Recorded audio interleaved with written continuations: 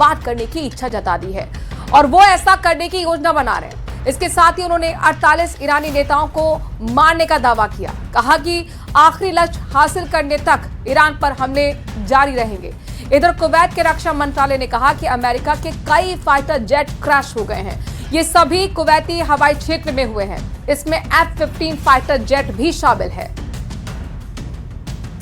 और इस बीच एक बड़ी खबर आपको बता दें कि ईरान के साथ जंग में शामिल हो सकता है जर्मनी। सैन्य मदद या फिर सीधे जंग में शामिल हो सकता है, ये सूत्र दावा कर रहे हैं, जानकारी दे रहे हैं। युद्ध में शामिल होने पर विचार कर रहा है जर्मनी। ईरान पर हमलों में अब तक 555 लोग मारे गए हैं। तो इस वक्त की बड़ी खबर, जाहिर तौर पर ईरान का समर्थन चीन भी करता रहा है और रूस भी करता रहा है। किम जोंग उन की तरफ से भी रिएक्शन आया कि ये जिस तरीके का हमला था ये बेहद खतरनाक था दुनिया के लिए, लेकिन इस बीच सैन्य मदद के लिए अभी तक कोई तैयार नहीं था। अब एक कंट्री, एक देश का नाम सामने आ रहा है, सैन्य मदद या फिर सीधे जंग में शामिल हो सकता है। उसका नाम है जर्मनी। ईरान के साथ जंग में शामिल हो सकता है जर्मनी।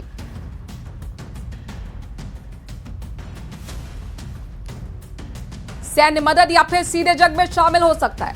साथ ही युद्ध में शामिल होने पर विचार कर रहा है जर्मनी।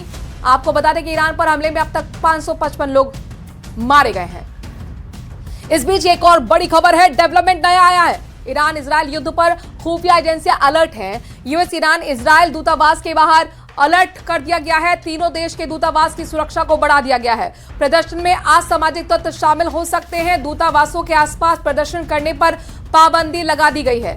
ईरान इजरायल युद्ध पर खुफिया एजेंसी अलर्ट हैं। यूएस ईरान इजरायल दूतावास के बाहर अलर्ट जारी कर दिया गया है। तीनों देशों के दूतावास की सुरक्षा को भी बढ़ा दिया गया है और जानकारी यह भी मिल रही है कि प्रदर्शन में असामाजिक तत्व शामिल हो सकते हैं।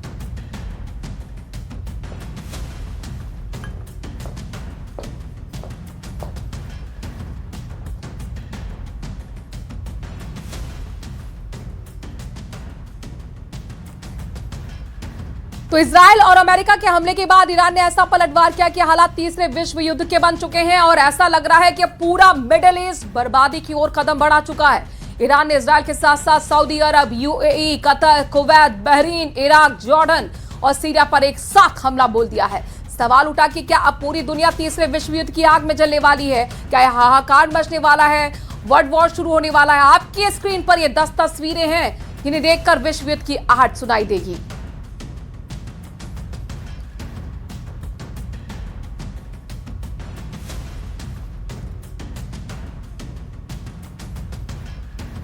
तो आधी रात प्रचंड पहाड़, आप देखिए किस तरीके से ईरान एक साथ कई मुस्लिम देशों के यूएस मिलिट्री बेस को निशाना बना रहा है। क्या ये महायुद्ध के संकेत हैं? समझने की कोशिश करते हैं मौजूदा हालात और जियोपॉलिटिक्स को। एयर कमोडोर हमारे साथ जुड़ गए हैं चंद्रमौली सिंह, पूर्व वायुसेना अधिकारी हैं। बहुत स्वागत सर आपका। साथ ही संजीव श्रीवास्तव, डिफेंस एक्सपर्ट हमारे साथ जुड़ रहे हैं। संजीव जी आपका बहुत स्वागत। मोहम्मद अली शाह, डिफेंस एक्सपर्ट के तौर पर हमारे साथ जुड़ रहे हैं। मोहम्मद अली जी आपका भी बहुत स्वागत। Lieutenant general SPS Kathewa, defence expert के तौर पर हमारे साथ जुड़ रहे हैं। जनरल एसपीएस कठेवा आपका भी बहुत स्वागत। सबसे पहले एयर कमोडोर चंद्रमौली जी, आपसे मैं शुरुआत कर रही हूं। ये जो हालात इस वक्त अब मध्य पूर्व यानी कि मिडिल ईस्ट के देख रहे हैं, जिस तरीके से अभी तक सवाल उठ रहा था कि क्या कहीं ऐसा ना हो कि रिटेलिएट जो मुस्लिम देश जिनको निशाना ईरान की तरफ से बनाया गया है वहां से होगा, तो फिर किस तरह की स्थिति बनेगी? आज डेवलपमेंट एक ये हुआ है कि दूतावास बंद कर दिया गया है सऊदी अरब की तरफ से तेहरान में। ये क्या संकेत बता रहा है? देखिए, ये लड़ाई डिक्लेयर हो चुकी है, ये वॉर है, अभी अब को छोटी मोटी स्कर्मिश नहीं है। तो वॉर के अंदर जब डिक्लेयर हो गया तो ये दूतावास बंद करना जरूरी है। और ईरान ने सऊदी अरब के ऊपर, क्योंकि वो दूर है, ईरान के जो मिसाइल हैं वो मिडिल ईस्ट के लिए काफी है, वो अमेरिका और इंग्लैंड तक नहीं चाहते उसके मिसाइल। तो ये जो उन्होंने किया है, सऊदी अरब ने ठीक किया हुआ है और बाकी देश भी अपने दूतावास बंद कर देंगे, क्योंकि वहां पे रह करके कोई मरना नहीं चाहता है। अमेरिका लगातार इजराइल के साथ अब अटैक जो कर रहा है वो अभी सैन्य ठिकानों पर अटैक करने के साथ साथ अब उनके जो बाकी एरिया है उसमें भी अटैक करेगा, तो कोई नहीं चाहता कि उनके देश के कोई नागरिक वहां पे शहीद हो जाएं। इसलिए वो बंद करने में ही उनको फायदा है।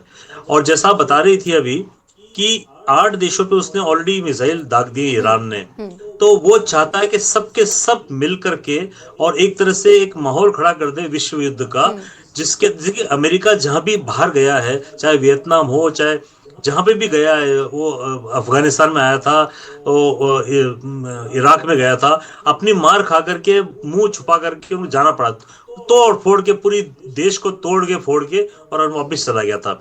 मिला कुछ नहीं, हासिल कुछ नहीं उनको हुआ है।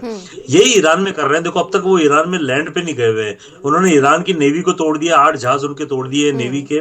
उनके वायुसेना वैसे भी नील है, ईरान की बहुत पुरानी है, उसको भी उन्होंने जमीन पे रखा हुआ है। ईरान की ताकत है मिसाइल्स और ड्रोन्स, जी।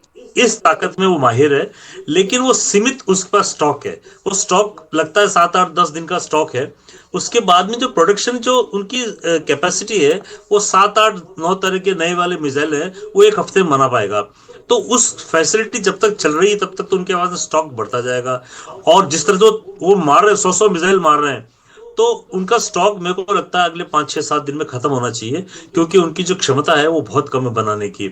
तो आप जैसा बता रही है कि ये दूतावास बाकी देश भी बंद करेंगे और पूरा एयर स्पेस उस एरिया का पूरे का बंद है, और सारे इकोनॉमिक पे बहुत असर पड़ रहा है। दुबई की इकोनॉमिक और जितने भी बहरीन और ये कुवैत में जितना व्यापार होता है, अरबों का जो व्यापार होता है, वो रुका हुआ बात को है। मैं आगे बढ़ाते हुए संजीव श्रीवास्तव जी, आपसे मैं इस स्थिति को डिकोड करने की समझने की कोशिश करूंगी। जैसे बता रहे चंद्रमौली जी कि स्टॉक जो है लगभग जिस तरीके से कई मोर्चे पर ईरान लड़ रहा है, और ऐसा लग रहा है कि उसके सिर पर ना बदले का पूरी तरह से खून सवार है, तो 7 से अगर 8 दिन का ही सिर्फ उसके पास स्टॉक है, तो फिर किस रणनीति के साथ वो आगे बढ़ेगा, क्या करेगा, क्या है ईरान की आगे की कोशिश और उसका प्लान? लीडरशिप इस्लामिक रिजीम की है, वो वर्तमान समय में ब्लंडर्स और ब्लंडर्स करते जा रहे हैं, गलतियां करते जा रहे हैं। और जिस तरीके की वो बेतहाशा अभी कार्रवाई कर रहे हैं, उस पे उनको जाहिर है कि तुरंत ही रोक लगाने की आवश्यकता है, अदरवाइज ईरान पूरी तरीके से आइसोलेटेड हो सकता है। अभी आप देखिए तो उन्होंने ओमान जैसे राष्ट्रों तक को नहीं छोड़ा है। यही ओमान जो है मीडिएशन का एफर्ट कर रहा था। कतर जैसा जो राष्ट्र है, जो जिसकी कि सभी के साथ मित्रता है, कितनी बार ईरान और यूनाइटेड स्टेट्स ऑफ अमेरिका के बीच में कतर ने मध्यस्थता की और अनेक विषयों को सॉल्व कराया। कतर की जो एक जो इमेज है वो प्रॉब्लम सॉल्विंग कंट्री के तौर पे है, लेकिन उसकी जो राजधानी दोहा के ऊपर जिस तरीके के लगातार हमले ये जो ईरान की इस्लामिक रिजीम के जो लीडरशिप, जो एग्जिस्टिंग और रिमेनिंग लीडरशिप है वो कर रही है, तो ऐसे में तो ये जो पूरी उनके जो एक्शंस हैं उन्हें लगातार आइसोलेट करेंगे। और ये उसी तरीके की स्थिति, अगर मैं दूसरे शब्दों में कहूँ तो विनाश काले विपरीत बुद्धि वाली स्थिति वो दिखाई दे रही है।